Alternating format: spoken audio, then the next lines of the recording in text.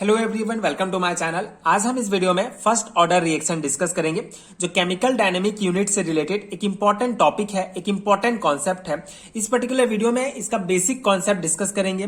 साथ ही साथ आपको एक कंप्लीट हैंडरिटन नोट्स प्रोवाइड करूंगा, जिसको आप डायरेक्टली अपने बीएससी एंड एमएससी लेवल के थ्योरी एग्जामिनेशन में अप्लाई कर सकते हैं। सो फर्स्ट ऑर्डर रिएक्शन क्या होता है, इसका बेसिक डेफिनेशन अगर हम देखें, so a first order reaction is one in which the rate of reaction is proportional to the concentration of the reactant। Okay, so first order reactions एक type का reaction है जिसमें जो रेट ऑफ जो किसी भी रिएक्शन का जो रेट होता है ये रिएक्टेंट के कंसंट्रेशन के प्रोपोर्शनल होता है। ठीक है, सो इसको हम डेरिवेशन देखेंगे तो ये आपको इजीली समझ में आ जाएगा।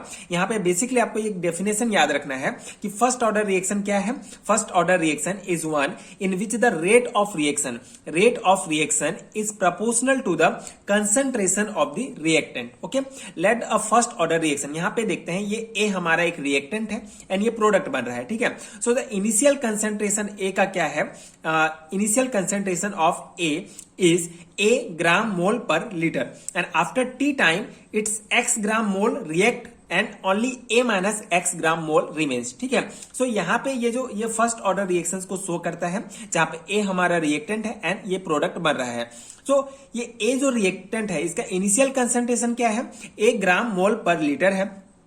कुछ समय पश्चात t टाइम के बाद इसका x ग्राम मोल जो है ये रिएक्ट कर लेगा एंड प्रोडक्ट बनेगा एंड a माइनस एक्स ग्राम जो मोल है ये रिमेन बचे रहेगा। ठीक है, तो ये पॉइंट ये बताता है। So after t time the rate of reaction dx upon dt, ठीक है, after t time the rate of reaction dx upon dt will be proportional to concentration of a minus x after time t।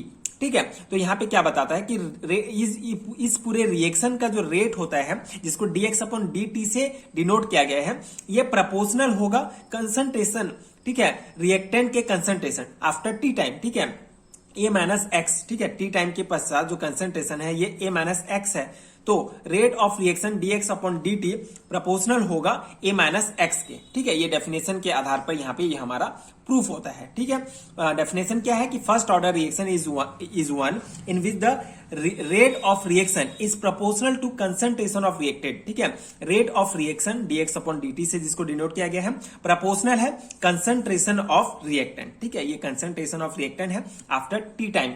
ठीक है, T time के बाद concentration हमारा ये हो जाता है। ठीक है, आई होप यहां तक आपको समझ में आ गया होगा। ये बेसिक है, ये हमारा इक्वेशन नंबर फर्स्ट। ठीक है, जहां पे ये शो करता है कि रेट ऑफ रिएक्शन प्रोपोर्शनल है a माइनस एक्स के कंसंट्रेशन के, रिएक्टेंट के कंसंट्रेशन से।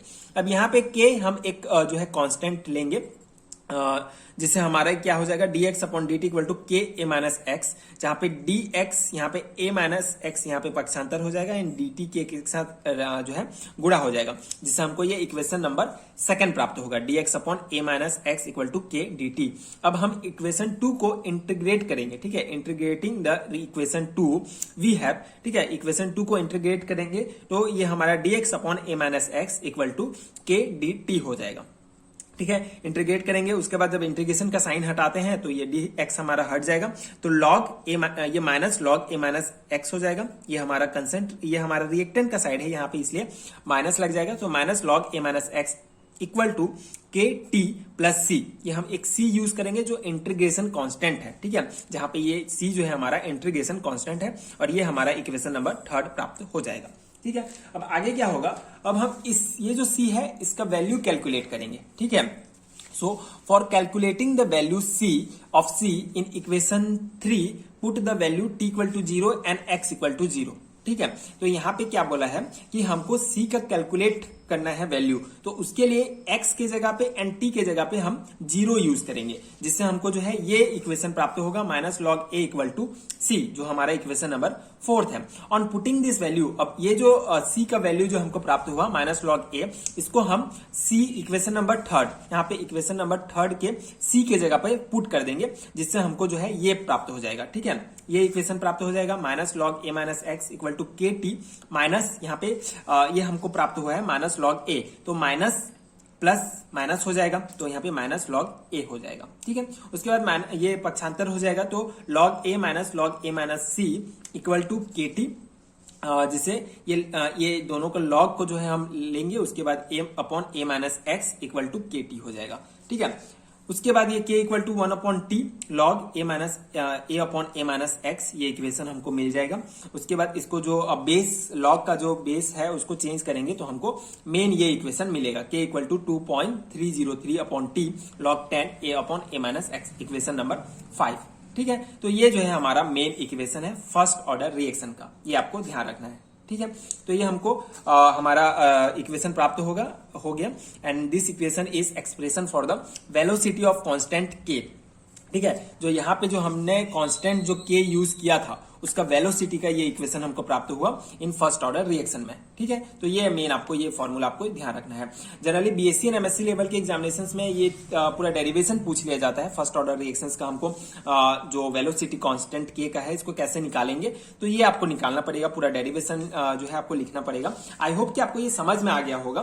बहुत सिंपल सा स्टेप है, एक के बाद एक आपको इजिली बन जाएगा, बस कुछ पॉइंट्स आपको ध्यान रखना है। ठीक है, उसके बाद अब हम यूनिट देखेंगे। ये जो k हमको जो कांस्टेंट k था हमारा उसका फॉर्मूला तो प्राप्त हो गया, अब इसका यूनिट कैसे निकालते हैं, तो ये फॉर्मूला है हमारा एंड इसका यूनिट की अगर हम बात करें तो ये 1/टाइम, ये t जो है टाइम दर्शाता है, ये a जो है कंसंट्रेशन है, ये भी कंसंट्रेशन है। तो यहाँ पे हमारा k का यूनिट होगा टाइम इनवर्स, और ये टाइम की जगह आप सेकंड भी ले सकते हैं, मिनट भी ले सकते हैं, हावर भी ले सकते हैं। ठीक है, so unit for first order reaction is time inverse. ठीक है, तो ये यूनिट आप इस प्रकार निकालेंगे एंड इस टाइप से आप इसका फॉर्मूला जो है डिराइव करेंगे।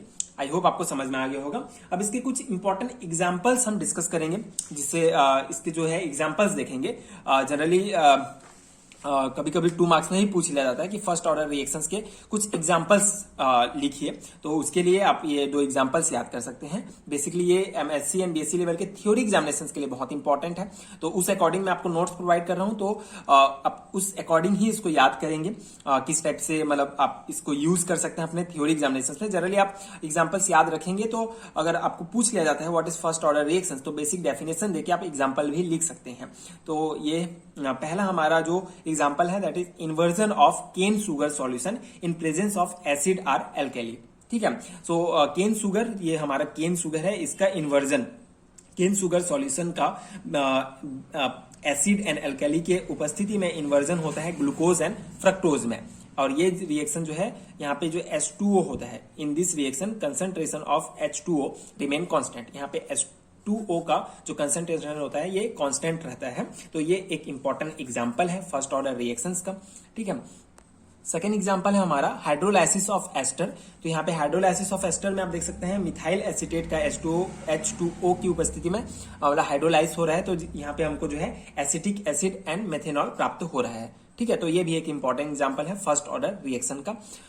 तो इस टाइप के 2 इंपॉर्टेंट एग्जांपल आपको ध्यान रखना है, इसका डेरिवेशन एंड इसका यूनिट।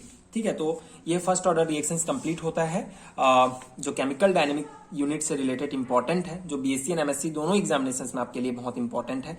आपके थ्योरी एग्जामिनेशंस में आप इसको अप्लाई कर सकते हैं। एंड अगर आपको इसका पीडीएफ चाहिए, बीएससी एंड एमएससी लेवल के सारे हैंड रिटन नोट्स चाहिए यूनिट वाइज, तो आपको नीचे डिस्क्रिप्शन बॉक्स में पीडीएफ स्टोर का लिंक मिलेगा, वहां से आप चेक कर सकते हैं। वहां आपको सारे हैंड रिटन नोट्स मिल जाएंगे, जिस भी यूनिट का आपको नोट्स चाहिए आप ले सकते हैं। एंड अगर वीडियो हेल्पफुल है तो आगे की वीडियोस देखने के लिए प्लीज चैनल के साथ जुड़े रहिए, प्लीज सपोर्ट कीजिए, like and subscribe to my channel and thank you so much for watching.